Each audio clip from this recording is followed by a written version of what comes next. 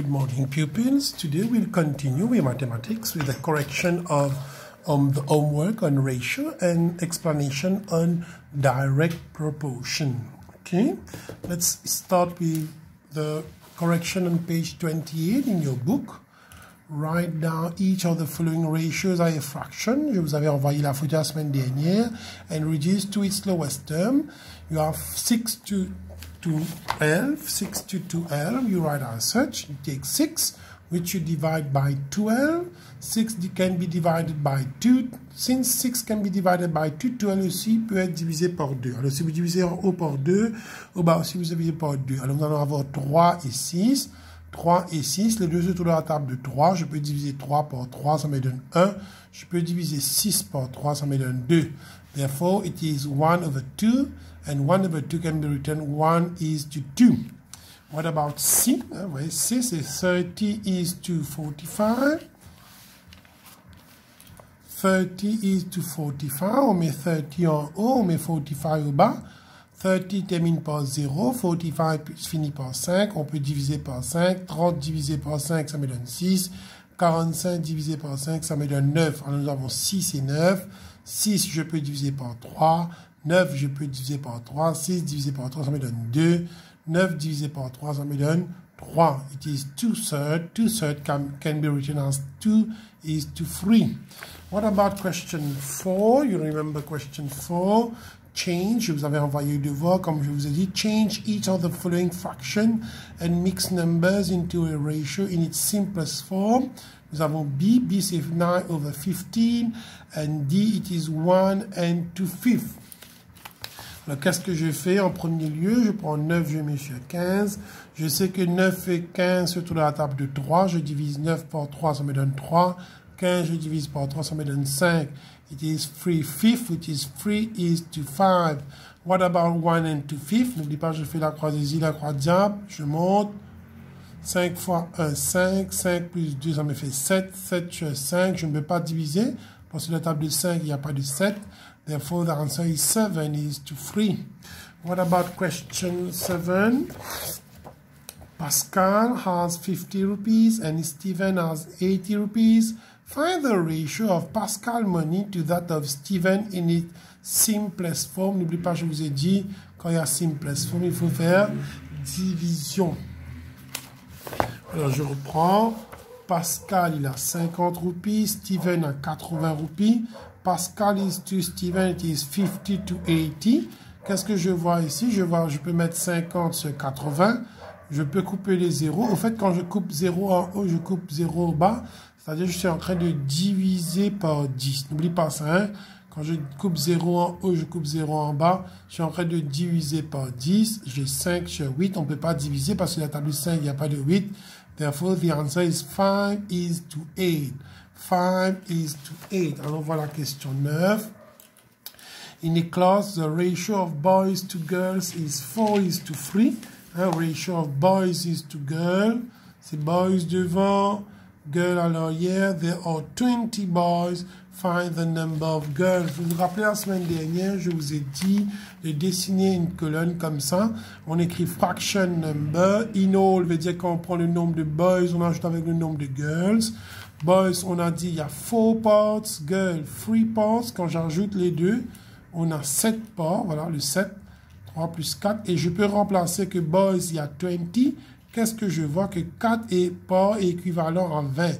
4 parts équivalent à 20. Je vais écrire sur la première ligne. Vous vous rappelez? 4 parts is equal to 20 boys. Il faut toujours dans la deuxième ligne passer par 1 part. OK? 1 part is equal to 20 over 4. Comment j'ai ça? Le chiffre qui est en haut à droite, je le garde en haut. Je répète, le chiffre qui est en haut à droite, je le garde en haut. Le chiffre qui est en haut à gauche, je le mets au bas pour calculer 1. Si 4 me donne 20, 1 me donne 20 divisé par 4. Et moi, je vois que girls, c'est 3 parts. Qu'est-ce que je fais dans la troisième ligne? Girls, 3 parts. Je prends 20 sur 4 qui représente 1 part. 20 sur 4 qui représente 1 part. Je multiplie par 3. Et là, qu'est-ce que je fais? 20 fois 3, ça me donne 60. 4 fois 1, je fais 4. 60 que je vais diviser par 4. Ma table de 4 est à côté. J'aurai 15. Alors, il y a 15 girls. 15 girls. Aujourd'hui, on va commencer un nouveau chapitre qui s'appelle Direct Proportion. C'est simple, c'est quoi Direct Proportion? Si je vous donne, allons dire, je vous dis, on vous emmène au marché. Hein, vous voyez, il y a un marchand de fruits. Il vous dit que one apple cost 10 rupees. Il te dit comme ça, une pomme, ça coûte dans les 10 roupies. Hein, une pomme, 10 roupies. Tes parents t'ont demandé d'acheter 5 apples. Find the cost of 5 apples. Tu vas pas acheter une seule pomme, tu vas acheter 5 pommes. Combien ça te coûte? Find the cost. Alors ici, qu'est-ce qu'on voit? On a dit que one apple cost 10 rupees. 5 apples. 5 apples, veut dire il faut calculer pour 5 pommes. Alors, qu'est-ce que j'écris? Je dis que one apple, ça me coûte 10 roupies. Allons calculer pour 5 apples. Alors là, je vois que le nombre a augmenté. 1 est devenu 5. 1 est devenu 5. Définitivement que 10 ceci doit augmenter. Si 1 est devenu 5, 10 ceci va augmenter. C'est simple. 1 est devenu 5. Je dois multiplier le 10 par 5. Je dois multiplier le 10 par 5 parce que je suis en train de calculer pour 5 apples. 5 fois 1, ça me donne 5. Alors, 5 pommes, ça me coûte 50 roupies. What about 7 apples? La même chose, 7 apples. Alors, qu'est-ce que je vois? Le chiffre 1 est devenu 7. Cette fois-ci, le chiffre 1 est devenu 7. Le chiffre 10, définitivement, doit seulement augmenter. Okay. Et comment ça augmente? Si une pomme coûte 10 roupies, 7 pommes, ben je fais 7 fois 10. N'oublie pas de mettre le 10 au bas pour couper les zéros. C'est plus pratique. 1 fois 7, 7. La réponse, c'est 70 roupies. OK? On continue avec l'autre. L'autre, regarde, c'est assez différent, mais c'est le même principe. C'est bien le direct proportion. Cette fois-ci, il se peut qu'on décrit 2 pencils cost 22 roupies. Alors, tu vas dans une boutique, dans un magasin, on te dit que 2 crayons, ça coûte 22 roupies. Find the cost of 1 pencil. Toi, tu ne veux pas acheter 2 crayons, tu veux acheter une seule crayon. Alors, qu'est-ce que tu écris? Toujours la première chose. Qu'est-ce qu'on voit? Pencil, pencil. Alors, je dis 2 pencils égale 22 roupies. Et moi, je dois calculer pour 1 pencil. Et là, qu'est-ce qu'on voit? Que 2 est devenu 1. Ça a diminué. 2 est devenu 1. Définitivement, la réponse 22 doit diminuer. Parce que le 2 est devenu 1. Et vous vous rappelez qu'est-ce qu'on avait fait quand on avait fait ratio? On s'était dit qu'on doit calculer pour 1. Le chiffre qui est en haut à droite va rester en haut. On se rappelle de ça. Le chiffre qui est en haut à droite va rester en haut. Et le chiffre qui est en haut à gauche, ça c'est gauche, ça c'est left, ça c'est right. N'oublie pas left, right. Le chiffre qui est en haut à gauche, le chiffre va aller au bas. Je répète, le chiffre qui est en haut à gauche, pour calculer pour 1, il doit aller au bas. Alors je fais 22 divisé par 2. 2 divisé en 2, c'est 1. 2 divisé en 2, c'est 1. La réponse, c'est 11. Ça, c'est la première réponse. Qu'en est-il de la deuxième réponse? C'est la façon de demander de calculer pour 6 pencils. Alors, tu peux passer par ici. Par exemple, 1 pencil, 11. 1 pencil, 11. Ou bien tu fais comme pareil. Alors, 1 pencil, it is 11 rupees. Find the cost of 6 pencils. Alors, ça a augmenté, 1 est devenu 6. Définitivement, 11 aussi va augmenter. Alors, qu'est-ce que je fais? Je fais 11 fois 6. 1 fois 6, 6. 1 fois 6, 6, ça me donne 66 roupies. What about 9 pencils? Alors, on a vu que 1 pencil, ça coûte 11 roupies. Qu'en est-il de 9 pencils? Alors, qu'est-ce qu'on voit? Le nombre a augmenté. 1 est devenu 9. Définitivement, 11 aussi doit augmenter. Alors, cette fois-ci, il faut se poser la question où on fait les calculs. Vous allez toujours voir que les calculs se font du côté droit. OK? Les calculs, division, fois, se fait du côté droit. Alors, ici, on voit que pencil, pencil, on doit les mettre pencil côté gauche. Alors, on va dire 11 fois 9. Ça me donne 99. Voilà. Regarde bien. One pencil, quand on fait 2 devenir 1, on diminue, le chiffre 6 ici va diminuer, mais quand 1 va devenir 6, ici le chiffre va augmenter, 1 devenir 9, le chiffre ici va augmenter. Ok, on continue cette fois-ci. Alors ici, c'est complètement différent, mais c'est le même principe. 3 balls cost 90 rupees. 3 balls cost 90 rupees. Alors, tu vas dans un magasin, tu vois, il y a 3 ballons. Le coût est à 90 roupies. How many balls can be bought with 120 rupees? Alors, cette fois-ci, on te dit qu'il y a 3 ballons. J'écris ça comme ça. 3 ballons. Ça coûte dans les 90 roupies. On te demande avec 120 roupies, si tu as 120 roupies, un billet de 100 et un coin de 20, combien de ballons vas-tu avoir dedans? Alors, qu'est-ce qu'on voit? Le mot 120 se répète, le mot roupie se répète. Et comme le mot se répète, on va le mettre de ce côté-ci, côté gauche, left. Tout ce qui se répète, on les met côté gauche. Alors, on va dire que 90 roupies, c'est pareil à 3 ballons, n'est-ce pas? 90 roupies, c'est pareil à 3 ballons. Avec 1 roupie, n'oublie pas que la deuxième ligne, la première ligne, c'est ça, la deuxième ligne, on peut acheter, on prend le 3, que le 3 qui est en haut à droite va rester en haut, je répète, le 3 qui est en haut à droite va rester en haut, tandis que le 90 qui est en haut à gauche, left, vous vous rappelez, left, où est-ce qu'on va le mettre? Au bas à droite. Je répète, le 3 sur la première ligne qui est en haut à droite va rester en haut de la deuxième ligne.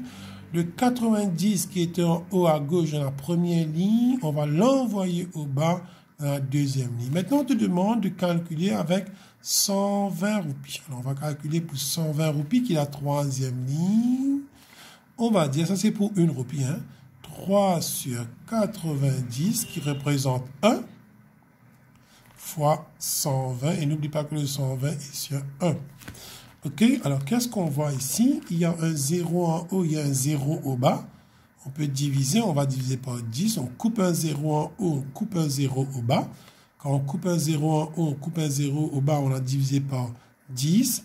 Alors, je vois que dans la table de 3, il y a 9. Je peux diviser ça par 3.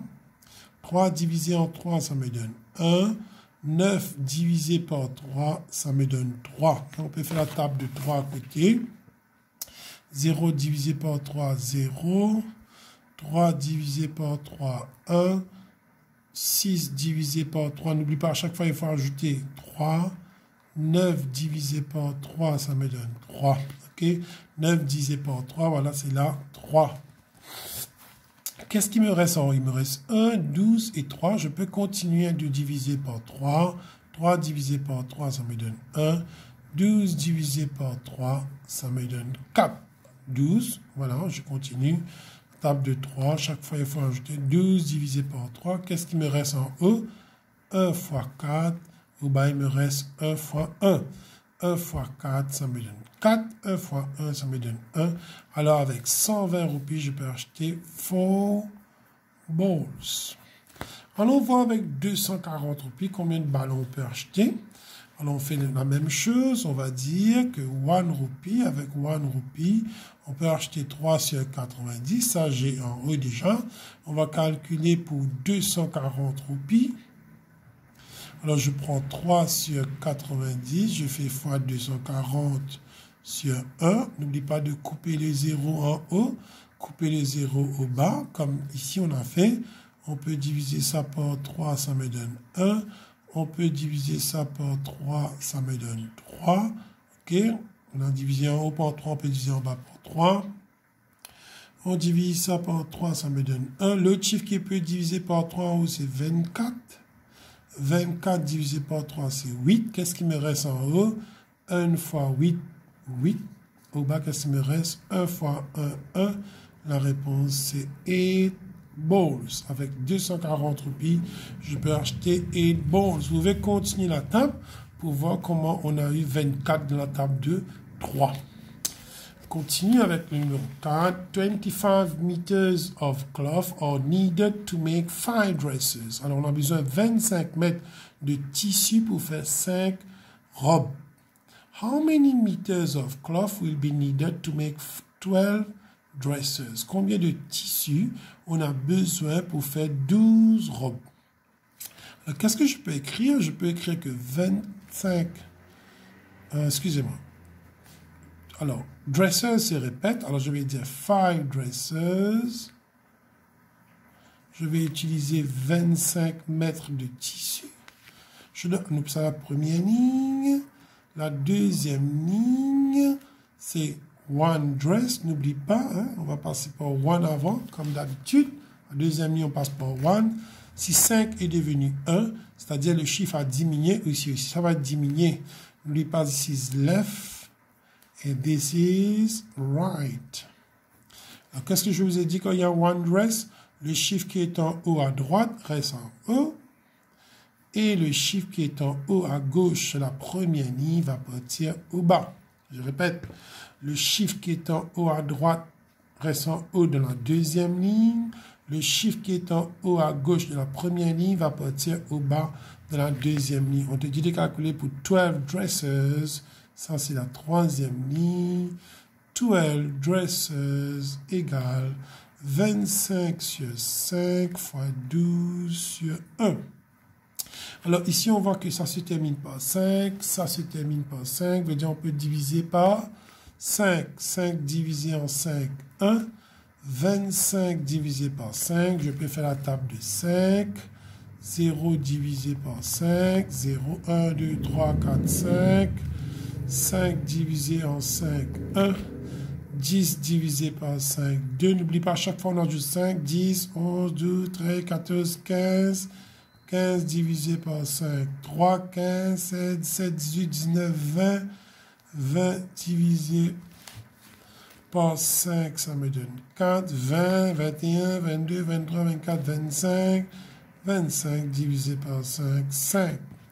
Alors, j'ai compris que 25 divisé par 5, ça me donne 5. Qu'est-ce qui me reste en haut? 5 fois 12, 1 fois 1. Alors, je fais 12 fois 5.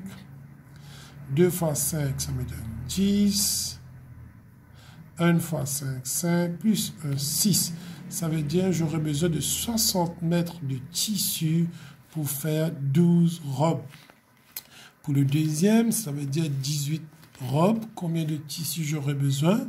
Alors, j'ai vu que pour la deuxième ligne, vous vous rappelez, on a pris one dress. On avait besoin de 25 sur 5. Ça, on a déjà en haut.